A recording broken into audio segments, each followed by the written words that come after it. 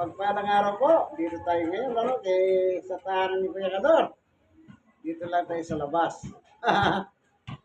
Medyo open dito. Yung hangin, open. Tingnan nyo. Di ba open yung kalsada yan, no? Yan, kaya yung galaw ng hangin. Yan, kaya po narito tayo para magbulay ng salita ng Diyos sa Biblia. Ang salita ng Diyos, Biblia po ang ating dala.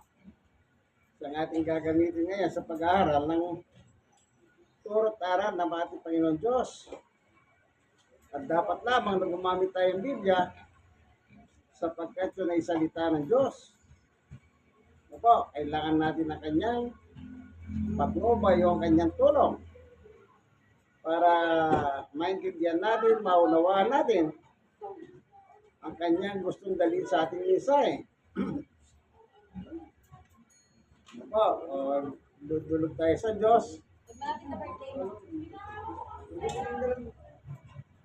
Panginoon Diyos, sabi nga ma, minsan pa samahan mo kami, ni Kuya Kador, sa aming pag-aaral ng iyong salita. Sapagkat ang salita mo ay buhay namin. At dapat kami turuhan upang lalong tumatag ang aming pananampalataya. Sa ngalan ni Jesus, Amen. Isa sa mga itinuturong aral ng ating Panginoong Jesucristo ay yung nakasulat sa Mateo chapter 10. Anong nakalagay po? Basahin ko sa 26. Kaya huwag kayong matakot sa mga tao. Kita niyo po, sabi ng Diyos, huwag daw tayong matakot sa kapwa-tao. Bakit po gano'n ang salita ng Diyos? Sapagkat walang makapagtatago na hindi malalantad at walang nalilin na hindi mabubunyag. Ano nga pong gawin ng tao sa kanyang kapwa-tao, maliwanag, mabubunyag din niya. Hindi lang po sa gawa ng tao yan sa pagpatay, kundi maging sa mga anomaly. Kita niyo po yung nangyayari ngayon, mga anomalya. Dahil sa pera, hindi po ba yung SEA Games, after 7 years, may nahalukay po silang bagong ebidensya. Kita nyo? Kaya tama yung sabi ng Biblia, walang nalilin na hindi mabubunyag. 27, ang mga bagay nito na sa inyo ko lang sinasabi ay sasabihin nyo sa lahat. Kailangan pala sabihin natin sa lahat. Ano po? At ang mga ibinulong ko sa inyo ay ipamalita ninyo sa mga tao. Dapat pala ipamalita sa mga tao. Kaya po tayo nandito upang ipamalita sa mga tao. Kaya binibidyo natin, kaibigan. Ano pa nakalagay? Sa 28, huwag kayong matakot sa mga gustong pumatay sa inyo. Kapag pala mayroong gusto pumatay sa inyo, sabi ng Panginoong Yesus, huwag kayong matakot. Unang-una kaya sinasabing huwag kayong matakot. Kasi, pag pinanguna kayo ng takot, o na-overpower kayo ng takot, ibig sabihin, nawawala ka sa iyong sarili. Dahil sa takot na, nalaman mo na, may gusto pumatay sa iyo. Sa akin po nangyari yan. Yung mismong kapitbahay ko po, anak siya ng pulis. Kasi kinalabog niya sa likod yung anak ko, bata lang eh. Kaya nagsumbong sa akin yung anak ko. Ang ginawa ko naman sa damdamin ko, dahil matanda siya, sinampal ko yung nanagit sa anak ko. Sinampal ko sa mukha. Kaya pinagbantaan niya akong patayin. Pero hindi po ako takot. Hindi ako natakot sa kanya kahit pinagbantaan niya ako ng papatay. Ano pa nakalagay po sa Biblia? Sabi ng Panginoong Yesus, huwag Huwag kayong matakot sa mga gustong pumatay sa inyo. Ang katawan nyo lang ang kaya nilang patayin. Pero hindi ang inyong kaluluwa. Sa halip, matakot kayo sa Diyos na siyang may kakayahan puksayin ng katawan at kaluluwa nyo sa impyerno. Yun. Doon para tayo dapat matakot sa Panginoon Diyos. Bakit?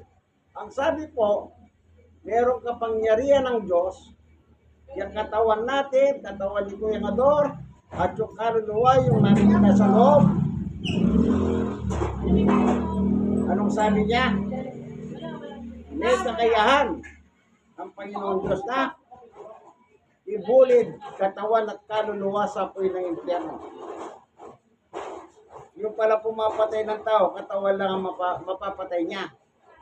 Hindi yung kaluluwa ng tao. Kaya para sabi ni Jesus, huwag niyong katakutan yung gustong pumatay sa inyo. Amen? Ayan, yan ang sinasabi niya. Ngayon, ano sinasabi pa ng Biblia? Kapag ang isang tao ay pumapatay ng kapwa-tao, dito po sa 1:8, ang sabi lang ng ating Panginoong Yesus, sa mga pumapatay ng tao, ganito naman ang nakasulat. 1:8:44. Ang diablo ang inyong ama. Oh, ano po?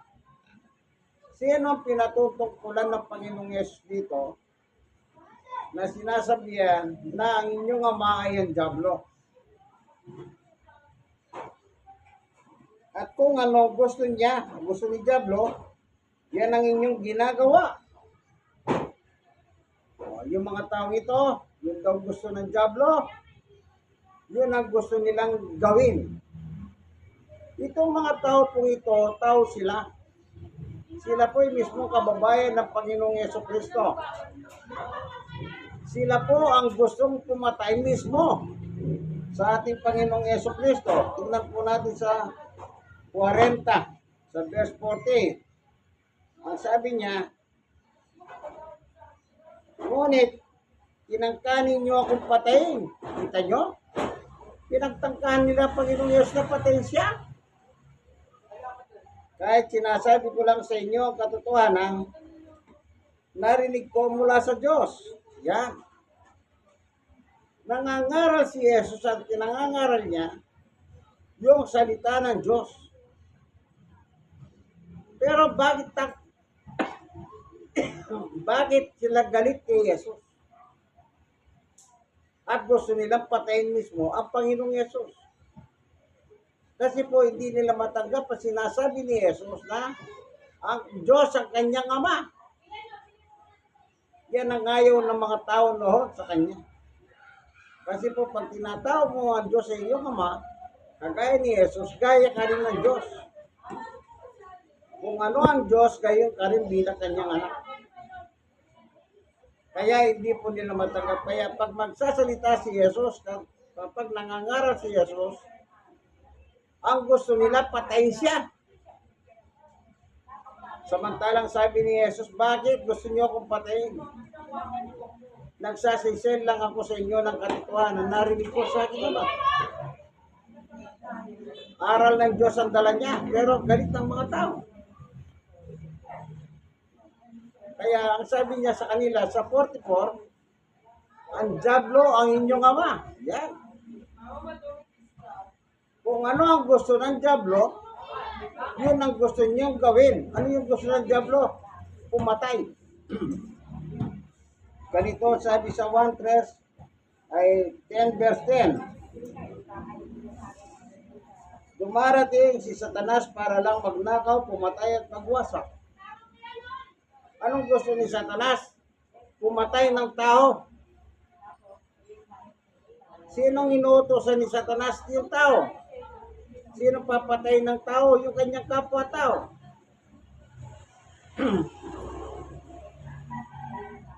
Hindi pa sa mga panonood dati ng pelikula, yung mga art killer, kukontakin po yung mga pumapatay ng tao at killer, ha? Babayaran ng 100,000 para patayin yung kapwa mo, yung kakompetensya mo sa negosyo. Di po ba ganon? Sa mga pelikula, napapanood natin yan. At sa reality, meron din pong nangyayaring ganyan. Pumapatay sila dahil sa pera. Ano yung pera? Tukso po yung pera.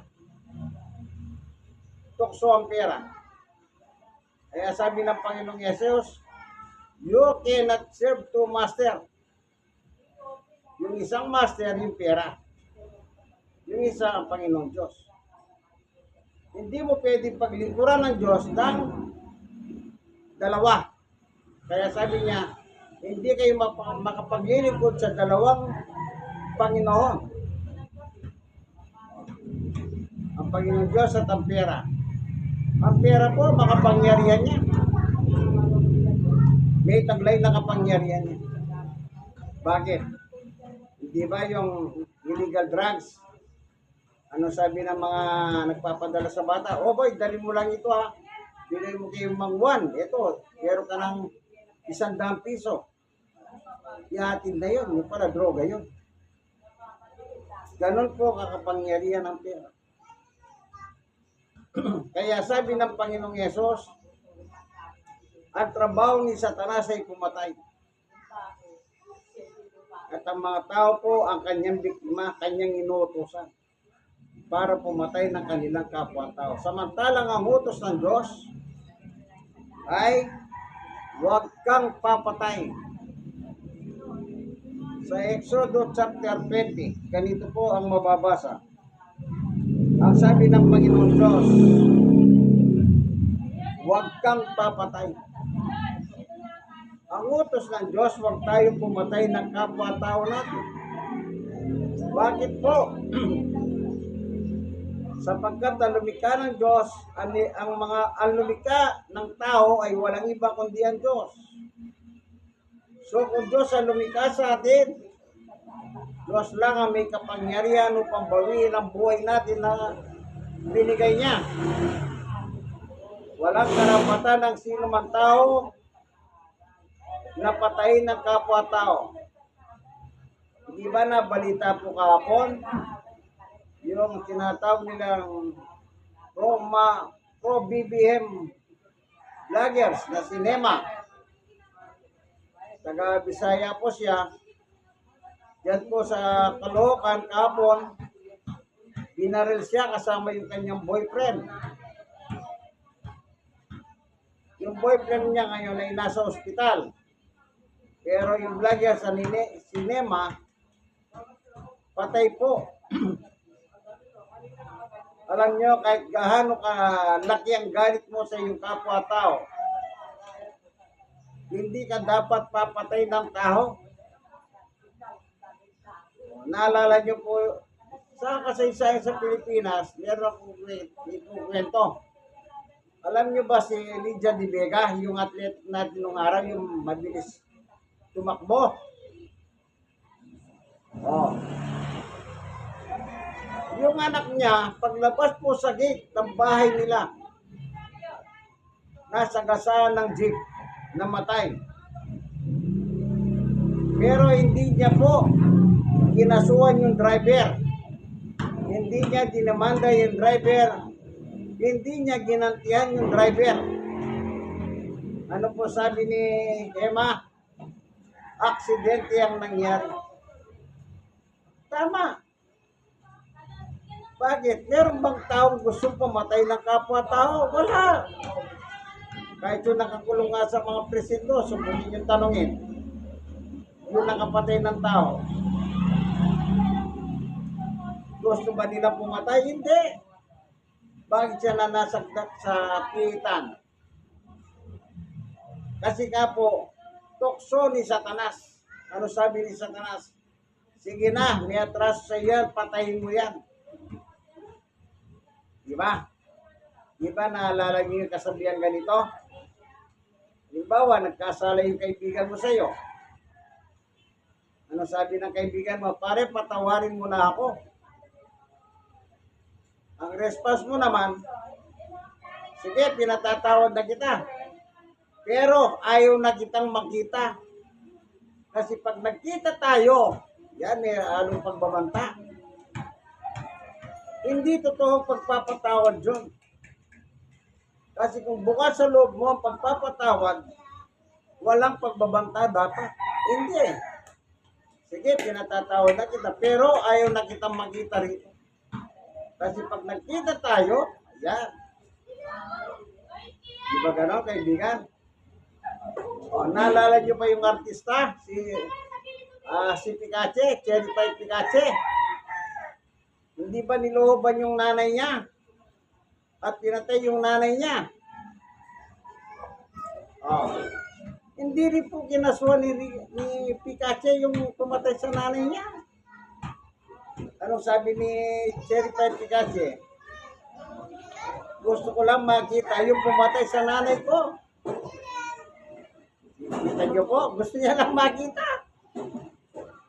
Pero hindi po siya nagalit.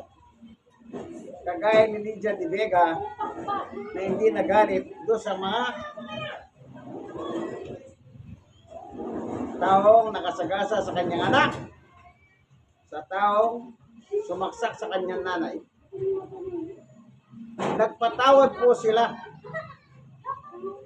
Kasi lahat naman po tayo nagkakasala eh. Lahat tayo nagkasala. Hindi lang nagkasala, nagkakasala tayo. Diba? Ano yung panalangin na tinuro ni Jesus? Yung Ama namin, Lord's Prayer, patawarin mo kami. Di ba ganun po?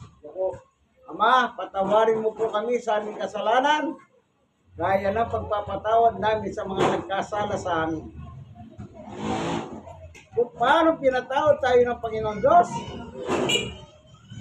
dapat lang, marunong din tayo magpatawad sa ating kapwa-tao. Kahit gaano po kabigat ang kasalanan na ginawa nila, pag humingi sila ng tawad, patawarin po natin sila. Basta humingi sila ng tawad, patawarin natin. O kaya kahit hindi na sila humingi, patawarin nyo na po sila. Total alam naman ng Diyos yan eh. Kung nagpatawad tayo, bakit? Wala po tayong may lilihim sa Diyos eh. Wala tayong may tatago sa Diyos. Anong sabi sa kasulatan? Tayo pong mga tao na bubuhay sa ibabaw ng lupa, ang turo ng Biblia. Ano pong nakalagay? Sa 4:13 ng Hebreo, wala makapagtatago sa Diyos, nakikita niya at lantad sa paningin niya ang lahat at sa kanya tayo mananagot. Kita niyo po, lahat ng tao mananagot sa Diyos. Kaya kung meron man nagkasala sa atin, patawarin na po natin sila kahit masama loob natin.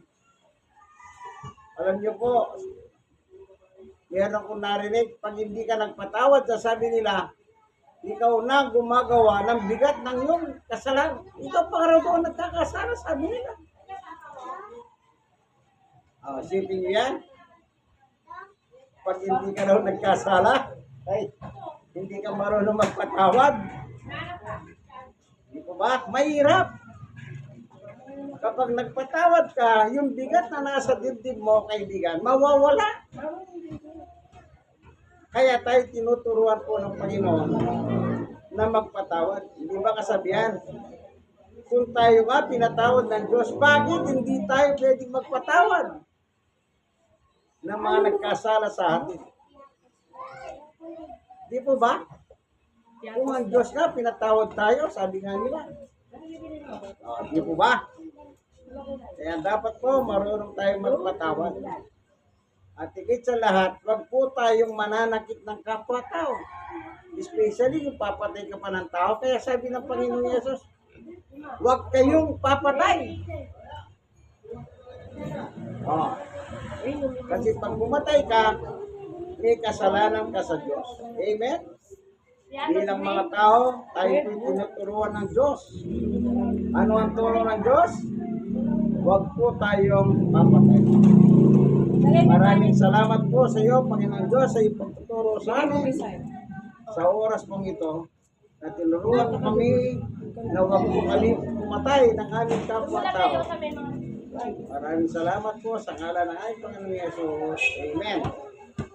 Kayo pong mga nanonood ng video ito, sana meron kayong natutunan. Ano ang po ang galit ninyo sa inyong kapwa? Huwag nyo silang gantihan ng masama. Huwag niyo po silang gantihan ng masama. Bawal po ang gumanti ng masama sa kapwa-tao. Tandaan po ninyo yan. Bawal po yan. Ito po inyong kaibigan, Jesus, Brother Manny Bautista. Kasama ko po si Kuya Kador. Siya po yung may bahay dito, may tahanan. At salamat sa Diyos, lagi kami nagsishare kapag Sabado po ng hapon. God bless po sa inyong lahat. Babayo!